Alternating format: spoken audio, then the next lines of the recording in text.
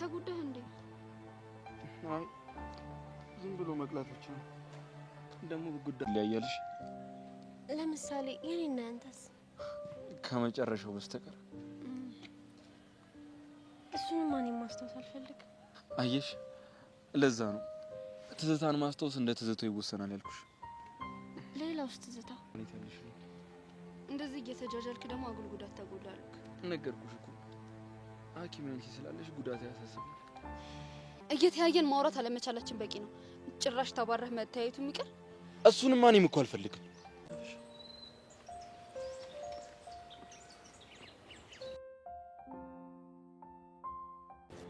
አሁን ቆይ ተሳስቼ ኤላ ነህ ብለውስ ኖሮ ኦሆይ ምን እያሰብሽ ነው? ብለሽ ደግሞ ትምህርት ቤት ሽቶ መቀባባት ጀመርሽ? ቆይ አስፈላጊ ነው? ዘብሊ እስኪ አሁንም ድጋሚ ደረቴ ንኪልኝ። ምናልባት ትንሽ ነው ከቀነሰ በነፃነት የምንወራበት ቀን በጣም ይናፍቀኝ። የንግስት ብርክቲ መታለኛለች ማለት እኮ ሸሚዞት ነው። አንድ እውነት ልንገርሽ፣ እንዲያውም ካንቺ ይልቅ ለዛች ሰብለ ትንሽ ስሜት አለው። ስሟን አትጥሪብኝ። ሰላም ሁኚሽ ሐኪሜ። ናፍቅሽ እሺ ሞዴሎችን ያስነቃል ውበትሽ ወንዶችን ሁሉ ይጠራል ብሎ ነው። አንቺ ሞን ምን ነው አመንሹ? አንተ ምን ይሆናችሁ ነው እንዴ? ያማችኋል እንዴ? ሰብሊ መጥፎ ሳን ይደረሽ ዋጋው ለሰጠ ይገባው ነበር። ይኸውልህ ድጋሚ ትምህርት ቤቱ አልሰነዘረብን ብዬ ነው። አንድ ሁለተኛ ደግሞ ሰብሊና መስግናት። እሺ ሰብሊ ስለመጣች እድለኛ ነው። ወጫጭረ ነበር ዛሬ እንፊት ካሌብ ተረጋጋ። እናንተ ተባረራላችሁ። ተይው እስኪ ተከከከ ዞር በይ ውጪ። እስኪ ሰብሊ ና ሰብሊ በእናትሽ ና ካሌብ በቃ ሂድ በቃ። እኔ እኮ ያስገርመኛል እኮ እንደ ወንድ ልጅ መጥቶ አይጣለም ከፍለግ። አንተ ያማል እንዴ? ባለፈው የተፈጠረው ነገር ረስተህ ሆነ? እራሱ እኮ ነው መጥቶ ነገር ይፈልገኝ። እኔ በሰላም ተቀመጬ መጻፌን እያነበብኩ ነበር። ቢሆንስ ቆይ ታግሳ ማለፍ አትችልም? ካሌብን በደንብ ስለማታውቂው ነው። የሆነ ትዕግስትሽን ነው የሚያስጨርስሽ። እየተያየን ማውራት አለመቻላችን በቂ ነው። ጭራሽ ተባረህ መታየቱ የሚቀር እሱንማ እኔም እኮ አልፈልግም። እና ለምን ታግሳ አታልፍም? ተጎዳህ እንዴ? አይ ዝም ብሎ መቅላት ብቻ ነው። ደግሞ ጉዳይ ያሳስበኝ። ለምን? ምክንያቱም አንቺ መድኃኒት ያለሽ ነው። እንደዚህ እየተጃጃልክ ደግሞ አጉል ጉዳት ተጎዳልክ። ነገርኩሽ እኮ ሐኪም ነኝ ስላለሽ ጉዳት ያሳስበኝ። እኔ ግን ያሳስበኛል። ምንም እንድትሆን አልፈልግም። ለምን? በቃ ለምን ያስብላል እንዴ? እሺ ዘብሊ እስኪ አሁንም ድጋሚ ደረቴ ንኪልኝ። ምናልባት ትንሽ ነው ከቀነሰልኝ። ከመዛዛቸው ሰላም ሁኚሽ ሐኪሜ።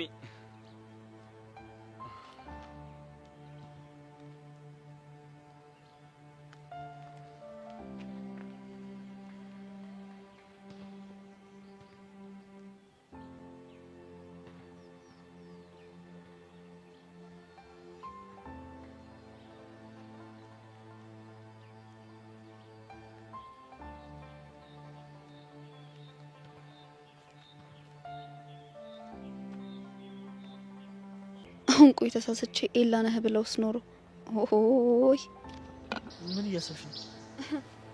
ኧረ ምን አሰብኩ? እኔ ምን አውቃለሁ? ይሄ ምን እያሰብሽ ፈገግ እንዳልሽ በምን አውቃለሁ?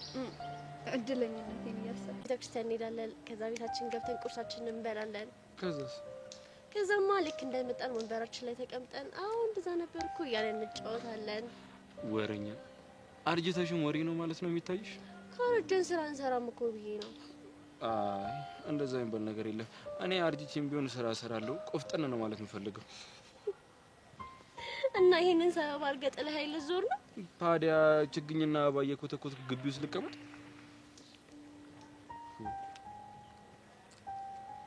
ምን ነው ትወደኛለህ አይደል? ለምን ጥላሻለሁ? በቃ እሱን እንርሳ። አሪፍ ጨዋታ ላይ ነበር።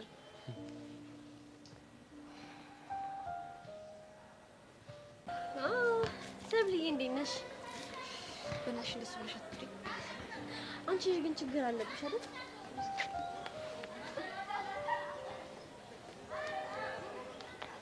ቆይ ምንድን ነው ችግርሽ? የምን ችግር? የሆነ ነጭናጫ ነገር ነሽ። ደግሞ እንደፈለግሽ ውሰጂው። ምን ፈልገሽ ወጣሽ? አይ ቲንክ ለመድኩሽ መሰለኝ። በቀን ውስጥ ካላዩሽ ቅር ቅር እያለኝ ነው። ድሮም እኮ ነገረኛ ነሽ። ኧረ አይደለሁም ምንም። ደግሞ ምንድን ነው የተቀባሽው? ወደድሽው? ምርጥ ሽቶ ነው። በጣም ነው የሚያስጠላው። ኤላዬ ግን ይወደዋል። እሰይ ደግ አደረገ። ምን ነው ተናደድሽ እንዴ? ምን በወጣኝ። ከፈለኩኝ ከዚህ 10 እጥፍ ጆኒ ሊገዛልኝ ይችላል። እሺ ይሆናል፣ ግን ከምታፈቅሪው ሰውና ከሚያፈቅሪ ሰው ሲሆን ይለያል።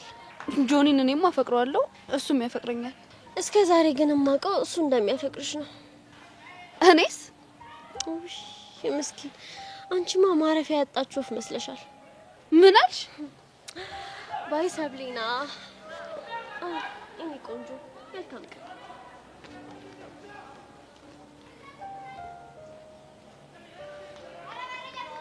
ልጅማ ገና ጨርቄን ታስተለኛለች።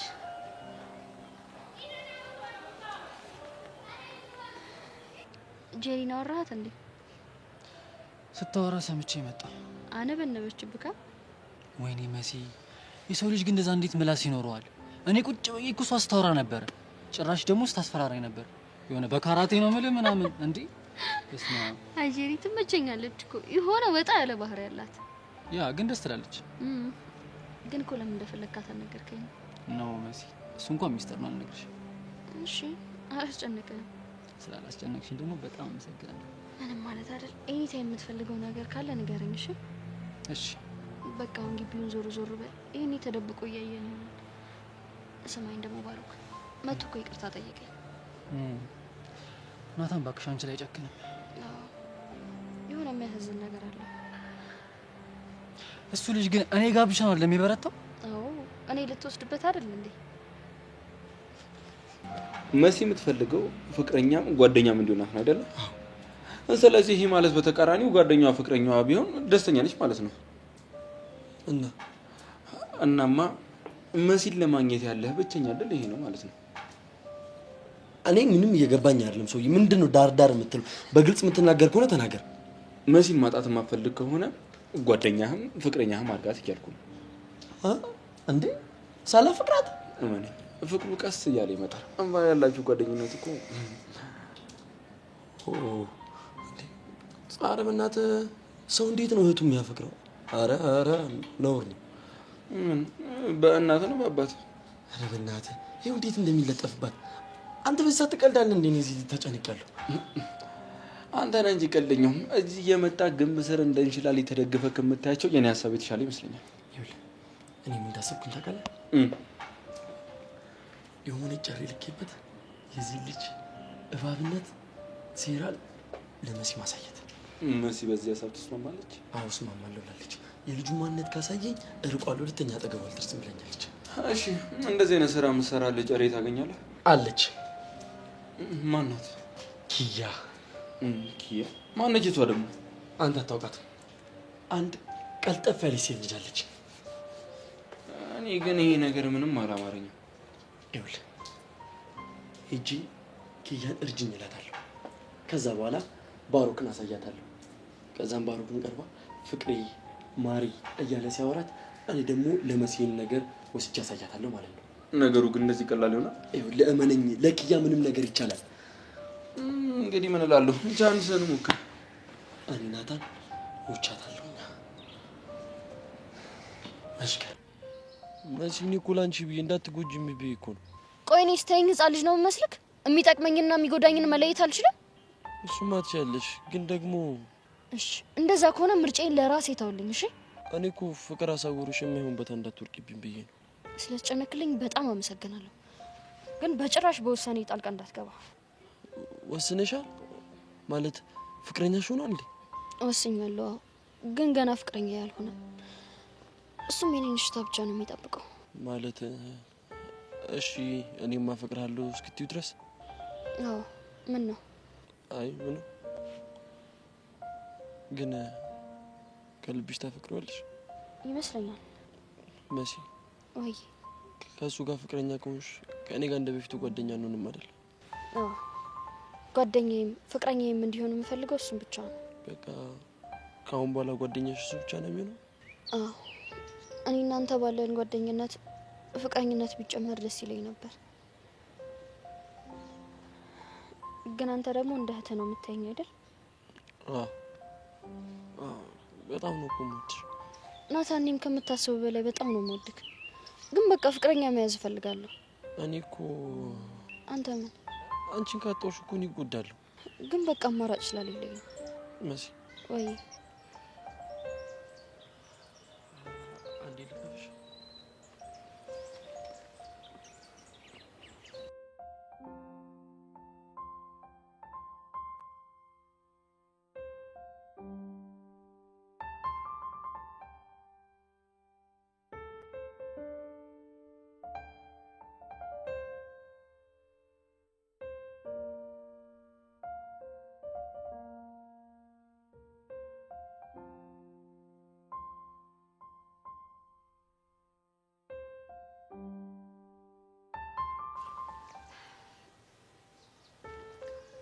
ከዚህ በላይ ተቀጥፈን ባሮክ ካየን ሊደብረው ይችላል። በቃ የኔና አንቺ ግንኙነት እሱ ካየ ይደብራል በሚል ነገር የታጠረው ነው ማለት ነው። ባይሆን ደስ ይለኝ ነበር። እኔ ደግሞ ታይልሽ የዚህ ልጅ ማንነት በቅርቡ ይሰሰሻል። ሁሌ እንዳልከኝ ግን እስካሁን ወሬ ብቻ። እንዴ ገና እኮ ልጁ ትናንትና ነው ትምህርት ቤት የገባው። ወይ ትላለች እንዴ ደግሞ ትንሽ ባናች ኮረመም ይቅርታ፣ በቀን አንዴ ብቻ ነው ኮረመም። በቀን አንዴ ማነሽ ኮረመምሽ? እባክሽ አንዴ ምን ብሎ ከኋላ እየተከተለ አካሄድሽ ሞዴሎችን ያስንቃል፣ ውበትሽ ወንዶችን ሁሉ ይጠራል ብሎ ነው። አንቺ ሞኝ ምን ነው አመንሽው? ለምን አላምነው? እውነቱን እኮ ነው የተናገረው። ቆይ ማን ነው? አታውቂውም? ሰብሊ እርግጠኛ ነኝ መንገድ ላይ ላገኘሽው ተላካፊ እንደዚህ ደስተኛ አትሆኚም። እናማ በደንብ አውቀዋለሁ። አታውቂውም አልኩሽ እንዴ? ኤላ ነው አይደለ? እንዴት አወቅሽ? ማለቴ እንዴት ገመትሽ? ሰብሊ እስቲ አይነ ውሃሽ ያስታውቃል ሌላ እንደሆነ። እሱ አይደለም ጓደኛዬ፣ በደንብ ነው የማውቅሽ። ራሱ ነው። እዩ እስኪ ራስሽ እንዴት ደስተኛ እንደሆንሽ። መሲ ያስታውቅብኛል እንዴ? በጣም እንጂ እንዴ። ወላ ለሱ የሆነ ስሜት ያለሽ ነው የሚመስለው። ጀመረሽ ደግሞ። የምን ስሜት ሊኖረኝ ይችላል? ምን የጥላቻ ልበልሽ? ብለው ከሰሙሽ የተፈጠረውንም ያልተፈጠረውንም መደባለቅ ትወጃለሽ። ይኸውልሽ ሰብሊ፣ ከኔ ከጓደኛሽ ወዴትም መሸሻችኝ። እውነቱን ብቻ ንገሪ። ቆይ ባሮክ ምን ሆኖ ነው አፍንጫው ላይ ሶፍት ያደረገው? ወሬ ለማስቀየስ እንደሆነ ይገባኛል፣ ግን ባክሽ አብድ መጥቶት ነው። የትኛው አብድ? ከናታን ውጭ ሌላ አብድ አጠገቤ ታውቂያለሽ? ለምን? ከኔ ራቅ ሲለው እምቢ ስላለው ያው መጣው። ውይ አሳዘነኝ። ለሹት ፍቅር እንደዚህ መስዋዕትነት የከፈለ የእውነት ቢሆን አስቢው። እኔ የምልሽ ቆይ እንዴት ነውና ወደ ባሮክ ልገልበጥ እንዴ? አንቺ ደግሞ ፍቅር የሰርከስ መድረክ ነው የምትገለባበጭበት? ምን አለበት ናታን እንደሆነ የሚገባው ጉድ አይደለም። ሴትዮ ከባድ ጦርነት ማስነሳት ካልፈለግሽ እንዳታስቢ። ማክሽ ቀልድ ነው። ቀልድሽም ቢሆን ይሻለሽ ናትሽ። ሁሌም ቢሆን እኮ ለኔ አስፈላጊው ኤላና ኤላ ብቻ ነው በለው እና ኤላን ለማግኘት ባልሆነ ሽቶ እየተቀባሽ ያለሽው። በትክክል ሴትዮ ኤላ እኮ ፍቅረኛ አለው። ውይ አለው እንዴ? ስማ ማን ነበር? በእናትሽ እየቀለድኩ አይደለም። ኤላን እርሹ። ብረሳው እኮ በጣም ደስ ይለኝ ነበር፣ ግን አልችልም። እሱ ግን ረስቶሻል። ለዚያም ነው ከኔ ጋር ፍቅር የጀመረው። ሰምኛለሽ? እኔ እስከምመጣ ድረስ በአደራ መልኩ ነው አንቺ ጋር የተቀመጠው። አሁን እኔ መጥቻለሁ፣ መልሽልኝ። ተስፋሽን ቁረጪ። ኤላ መቼም ተመልሶ ያንቺ ሊሆን አይችልም። እንዴት እርግጠኛ ነሽ? ቢፈልግ ኑሮ ጥያቄሽን ተቀብሎ ካንቺ ጋር ይሆን ነበር። አንቺን አልፈልግሽም፣ የልቤ ንግስት ብርክቲ መታለኛለች ማለት እኮ ሼም ይዞት ነው። አንድ እውነት ልንገርሽ፣ እንዲያውም ካንቺ ይልቅ ለዛች ሰብለ ትንሽ ስሜት አለው። ስሟን አትስጪብኝ። ምን ነው እውነቱን ስነግርሽ አንገሸገሸሽ? ይኸውልሽ ኤላ የኔና የኔ ብቻ ነው። እሱ ቅዠትሽ ነው። እውነታው ግን የኔ ፍቅረኛ ነው። ሰብሊ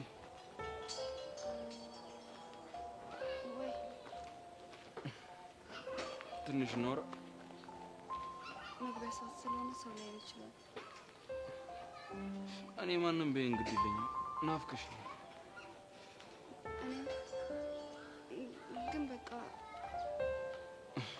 ይኸውልሽ በነፃነት የምናወራበት ቀን በጣም ይናፍቀኝ። ግን አንችልም። ለምን? ከፈለግን እኮ ምንም ያግደን ነገር የለም አለ እንጂ። ምን? ሁለታችንም ፍቅረኞች አለን። ግን ደግሞ ሁለታችንም አሪፍ የሆነ ስሜት አለን አይደል? በቃ እንሂድ። አካሄድሽ ደግሞ ያምራል። ኧረ እነሱንም ሳታስንቂ ትቀሪያለሽ ብለሽ ነው?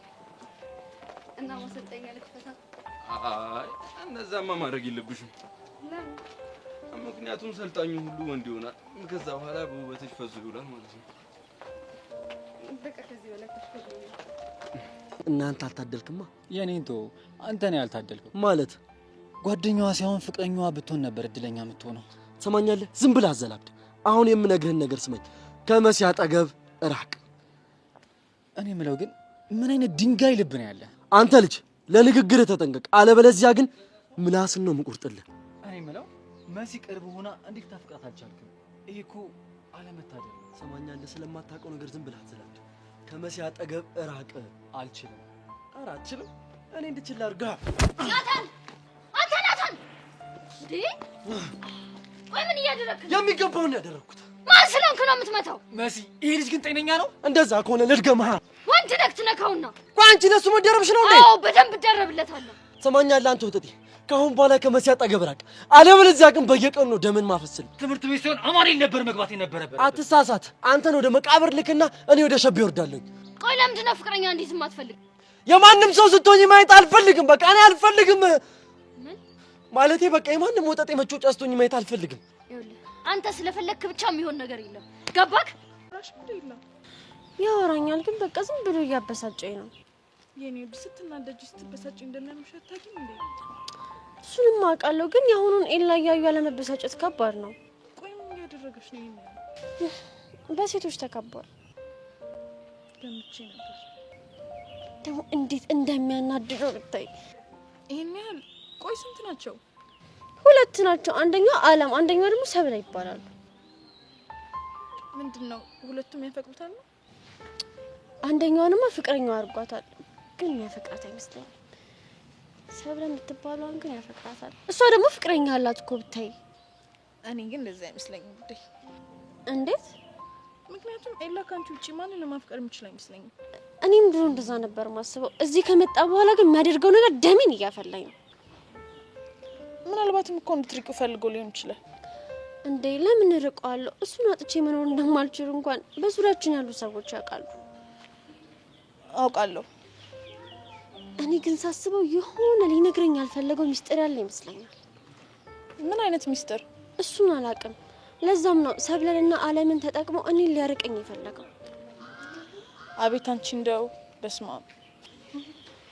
ሳስበው ግን አንቺንም መጠርጠር ሳይኖርብኝ አይቀር። እኔን ደግሞ ለምን እንደምትጠረጥሪ? ሰላም ውዴ ቻናል የቤተሰቦች እንዴት ናችሁልኝ? እንኳን ወደ ርብቃ ዩቲዩብ ቻናል በሰላም መጣችሁ። እንዲሁም የአፍላ ፍቅር ቤተሰቦች ደህና ናችሁ ወይ? በአፍላ ፍቅር እንግዲህ በ269 ላይ እንግዲህ በባለፈው ላይ እንዳያችሁት ብርክቲ የኤላን እህት አግኝታት ነበረ። ምክንያቱም ደግሞ እንግዲህ እነሱ ቤተሰብ ናቸው።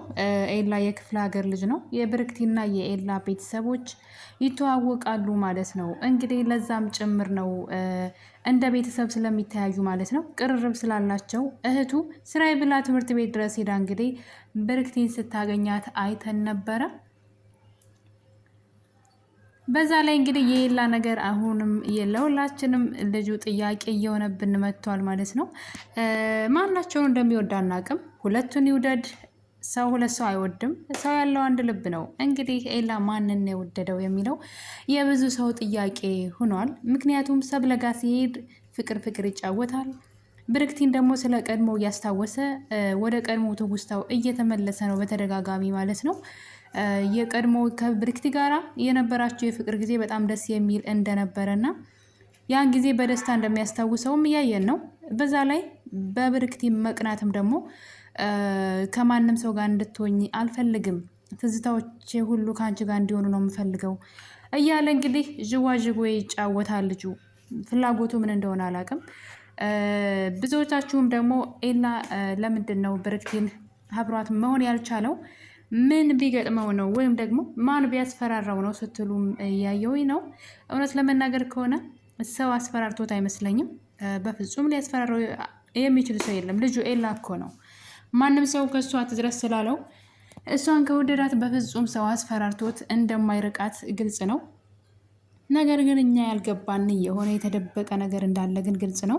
እንግዲህ በትውስታም ቢሆን ያሳዩና ብዬ አስባለሁኝ ለምን ኤላ ከብርክቲ ጋር መሆን እንደማይችል።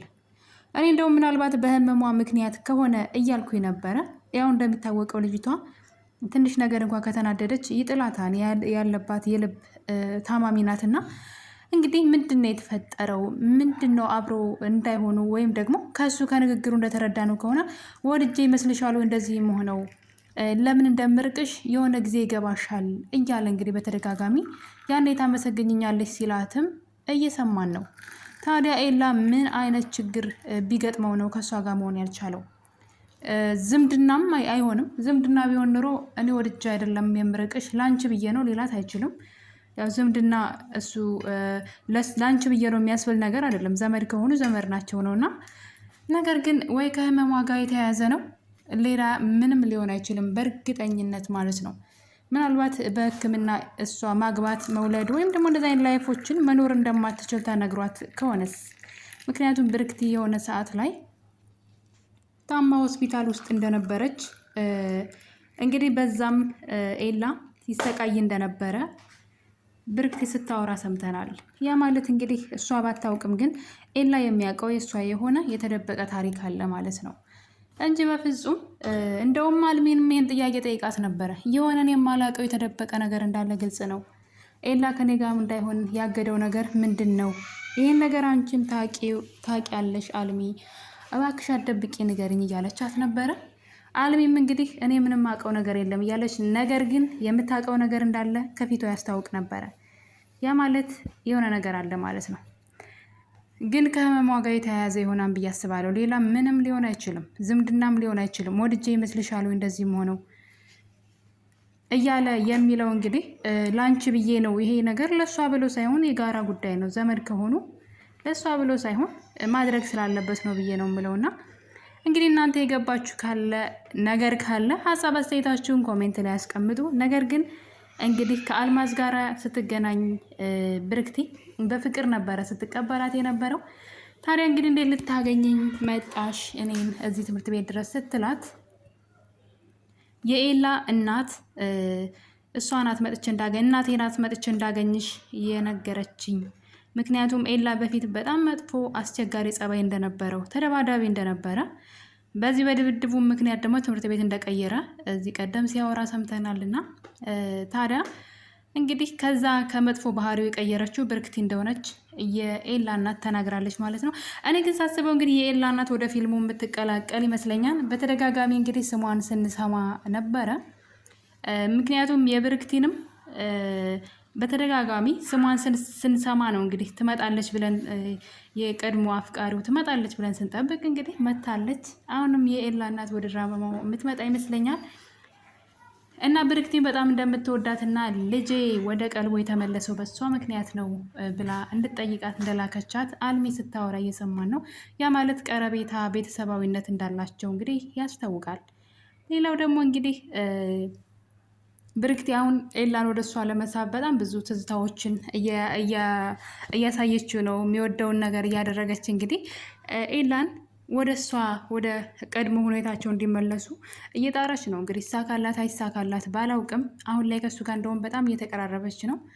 ታዲያ እንግዲህ ያኔ ኤላ አሁን ሰብለን እየተወ ነው ብለን ስንል ግን ከሰብለ ጋር ያለው ነገር ምንም የተቀየረ ነገር የለውም። ምንም ያው ነው። አሁንም በነፃነት የምንገናኝበት ጊዜ እኔ የማንችን ፍቅር የማንወዳቸውን ሰዎች ትተን ለምን አብረን አንሆንም? ምርጫው የኛ ነው እያለ ይገኛል ኤላ አሁንም ማለት ነው። እንደምትናፍቀውና ሊያገኛት በነፃነት እንደሚፈልግ እየተናገረ ነው። ነገር ግን ምንድነው ሀሳቡን ብላ አሁን እዚህ ጋር ብርክቲንም እያቀረባት ነው። የምትፈልገውን ነገር እንድታደርግ ዝም እያላት ነው። ለምሳሌ ሹራቡን ወስዳ ሽቶ ቀብታ እንድታመጣው ፈቅዶላታል። እንደፈለግሽ ነው ያላት፣ አልከለከላትም። እንደዚህ ነገር አልፈልግም ማለት ይችል ነበርና ስጦታ እስከ መስጠት ምናልባት ስጦታውን እሱን ብላ ስለመጣች እዚህም ቤተሰብ ስለሌላት እሺ እሱን ብላ እስከመጣች ድረስ ቀረቤታ ስላላቸው ምናልባት እሺ። ነገር ግን ብዙ ነገሮችን እሷን መከልከል የሚችለውን ነገር በተለይ ደግሞ ከካሌብ ጋራ ያላትን ነገር እንግዲህ ከእሱ ጋራ ፍቅር ሆን ብላ ለማስቀናት ስትሞክር እንዴት እንደሚሆን እያየኑ ነውና የኤላ ነገር ትንሽ ግራ የሚያጋባው ለዚህ ነው። እንግዲህ ግልጽ የሆነ ነገር የለም። ሰብለንም እንደዛው ወደድኩሽ ሞትኩልሽ ይላል፣ ያችኛዋንም ደግሞ ወደ ህይወቱ ያቀርባታል። እና ምንድን ነው ሀሳቡ? የሚወደውን ሰው ግልጽ ቢያደርግልን። በሁለት እንደ ዥዋዥዌ መሆን ከባድ ነው። ሰብለ ቢያንስ ምንም ቢሆን ፍቅረኛ ስላላት ነው። ጆኒ ፍቅረኛዋ ነው። እዚህ ቀደም በጣም ብዙ ጊዜ አስጠንቅቋታል። ከኔ የተለይተች ከሱ ጋር ሆናለሁ ብለች ብታስቢ እንደሚገለው ኤላን ማለት ነው ነግሯት ነበረ። ማንንም ሰው አንቺን የነካ ሰው ማንንም ሰው አልምርም ብሎ ካሌብን የመታው ጊዜ ካስታወሳችሁ አንቺን የሚነካ ሰው አይኑን ነው የምጎለጉልለት ሲላት፣ ኦኬ በቅኔ ስለ ኤላ እየነገርከኝ ነው አይደለ እያለች ነበረ በውስጧና ትፈራለች። ጆኒ እዚህ ቀደም እጁን እንደሰበረው እሱ ነው ብሎ ስለነገራት ጆኒን በጣም ኃይለኛ አድርጋ ነው የምታስበው እሷና ኤላ እንዳይጎዳው ስለምትፈራ ነው። በዛ ላይ ደግሞ ያለ ምንም ምክንያት ቺት አደረገችበት ተለያዩ የሚል ነገር እንዲወራ አትፈልግም። ከጆኒ ሁሉም ነገር ከጆኒ እንዲመጣ ትፈልጋለች። ስለዚህ ከጆኒ እስክትለይ ድረስ የጆኒ ፍቅረኛ እስከሆነች ድረስ የእሷ ጥፋት አይደለም ለኤላ ብላ ነው ማለት ነው። እሱ ግን ውሳኔውን ማሳወቅ ይችላል። አለምን አያፈቅራትም ከህይወቱ ማስወጣት እየቻለ አሁንም አለምንም ብርክቴንም ከህይወቱ ከእሱ አካባቢ እንዳይርቁ የሚያደርገው ነገር ትንሽ ግራ ያጋባልና እንግዲህ በዛሬው ደግሞ በጣም ከባድ ነገር ተፈጥሯል። እሱም እንግዲህ ሰብለ መንገድ ላይ አግኝቷት ሲያሽኮረምማት ሲያደናንቃት ነበርና በዚህ ነገር በጣም ደስተኛ ነበረች። ነገር ግን መጨረሻ ላይ እንግዲህ ካያችሁ ኤላና ካሌብ ተደባድበዋል። ለመደማለት እንደተለመደው ካሌብ እንግዲህ ሄዶ ኤላን ነገር ሲፈልገው ያየን ነበረ። ከብርክት ይራቅ ምናምን እያለ ልክ እንደባለፈው እንዲደበድበው አይነት ነገር እያደረገ ነበረ። በዛን ሰዓት እንግዲህ ኤላን እንደዚህ ይይዘውና ሰብለ መታ ስታገላግላቸው ያየን ነበረ። ታዲያ እንግዲህ ሁለቱን ካገላገለች በኋላ ካሌብ ከሄደ በኋላ ሰብለ ከኤላ ጋር እንግዲህ ፍቅር ሲጫወቱ ነበረ። በዚህ መሀል እንግዲህ ደረቱን እየነካካች አመመ ወይ እያለች እኔ በጣም ፈርቼ ነበረ። አሁን ጆኒ ያያቸው ዛሬ በቃ ጦርነት ተከፈተ ብዬ ስል ነገር ግን ሌላ ነገር ነበር የተፈጠረው። እንግዲህ ሐኪሜ ነሽ እስኪ ዳበስ አድርግኝ እያለ ኤላ ሲቀልድ ሰብለ ምን ስታደርግ እንደሆነ አላውቅም። እንግዲህ ሁለቱ ስታገላግል ሊሆን ባላውቅም ጆኒ ለአዲስ ዓመት ገዝቶ የሰጣት ሀብል ማለት ነው። ከዛ እንግዲህ ወድቋል ማለት ነው። ሰብለ ከሄደች በኋላ ይህን ነገር ኤላ አግኝቶታል። ይህ ነገር ትልቅ ጦርነት እንደሚያመጣ ወይ ደግሞ ሰብለና ጆኒ ምናልባት የመጨረሻቸው ሊሆን እንደሚችል አልጠራጠርም። ኤላ ይህን ነገር ይጠቀምበታል። ምናልባት እንግዲህ ይህንን ነገር ቀጥታ ሄዶ ለጆኒ ይሄ ሀብል ለሰብለ የሰጣት ሀብል ነው ብሎ ባይለውም ምክንያቱም ለእኔ ሰታይ ነው ወይም ደግሞ እኔ ጋ ነበረች እኔ ወስጀው ነው ብሎ ባይለው እንኳን ይሄ ነገር ከሰብለን ስለሚያስከፋት ማለት ነው በውሸት እኔን ከጆኒ ጋር ለማጣላት እንዳትሞክር ብላ ስላስፈራራችሁ ማለት ነው። ታዲያ እንግዲህ ሊያደርግ የሚችለው ነገር ሀብሉን ይዞ በእጁ ጆኒ ያለበት ቦታ ነው የሚሄደው በእርግጠኝነት ማለት ነው። እንግዲህ ጆኒ ደግሞ ሀብሉን እንዴት ካንተ እጅ ገባ ብሎ መጠየቁ አይቀርም። ያኔ እንግዲህ ኤላ ምን ሊያደርግ እንደሚችል አይታወቅም። ያለዛ ግን ደግሞ ፊት ለፊት የሆነ ነገር ፈጥሮ ሁለቱን እንዲጣሉ ሊያደርግበት ይችላል ብዬ አስባለሁ። እንግዲህ ኤላ ሀብሉን ሲያገኘው አንስቶ ኪስ ውስጥ አስቀምጦታል ማለት ነው። እሱ ደግሞ እንግዲህ ሰብለ እንግዲህ አንገቷ ላይ ስታጣው ምን ብላ ለጆኒ እንደምትነግረውና እንደምትመልስ ባላቅም የት እንደጣለችው ጭራሽ አታውቅም። እርግጠኛ ነኝ ሁለቱን ስታገላግላቸው ነው እንግዲህ ከእሱ አንገት ላይ የወደቀው። ወድቆም እንግዲህ የኤላ እጅ ገብቷል። አስቡት እስኪ እንግዲህ ከፍቅረኛዋ የተሰጣት ከሌላኛው ፍቅረኛዋ ወይም ደግሞ ሌላ የምትወደው ልጅ እጅ ጋር ሲገባ ያጌጥ ምን ይፈጠራል? ጆኒ ይህን ነገር ሲያቅ ወይም ደግሞ ሀበሉ ልሰርልሽ በሚል ተልካሻ ምክንያት ማለት ነው ከእሷ ስር ሲርመጠመጥ ጆኒ ሊያየው ይችላል። ብቻ ይህ ሀብል የሆነ መዘዝ ይዞ ይመጣል። ወይ ያጣላቸዋል፣ ወይ ያለያያቸዋል፣ ወይ ለጆኒ ወይ ለኤላ ጥሩ ነገር ያለው ይመስለኛል። እና ውድ ቤተሰቦች እንግዲህ አሁንም ድረስ የኤላ ነገር ለሁላችንም ግራ እያጋባ ነው ያለው። ማንን እንደሚመርጥ ከሁለቱ ሰብለን ነው ወይስ ብርክቲን ነው ማለት በፊት እንግዲህ ብርክቲን አላፈቅራትም አልፈልጋትም እያለ ነው። ነገር ግን ደግሞ ይህን ነገር ለራሷን በግልጽ ነግሯታል። እኔ ስላፈቅርሽ ስለማልችል አብሬሽ መሆን አልችልም ትጎጃለሽ ብለዋል። ነገር ግን ደግሞ ወደ ኋላ ወደ ትዝታ እየተመለሰ ነው። ትዝታውን በጣም በደስታ ነው እያጣጣመ ያለው። ይሄ ነገር ምናልባት ቀስ በቀስ ወደ ብርክቲ ይወስደው ይሆን? የሰብለ ፍቅር እውነት ከውስጡ ወጥቶ ወደ ብርክቲ ሊመለስ ይችላል ወይስ አሁንም ከሰብለ ጋር ያለውን ነገር ወደኋላ አይተውም? ምናልባት ብርክቲ እንዳትጎዳ ብሎ ነው ወይ እንደዚህ እያደረገ ያለው የሚለው እንግዲህ አነጋጋሪ ነው። ውድ ቤተሰቦቼ የአፍላ ፍቅር የዛሬው እንግዲህ ትረካችን የክፍል 269 ይህን ይመስል ነበረ። በቀጣይ የሀብል ምን መዘዝ ይዞ ይመጣል አብረን የምናይ ይሆናል።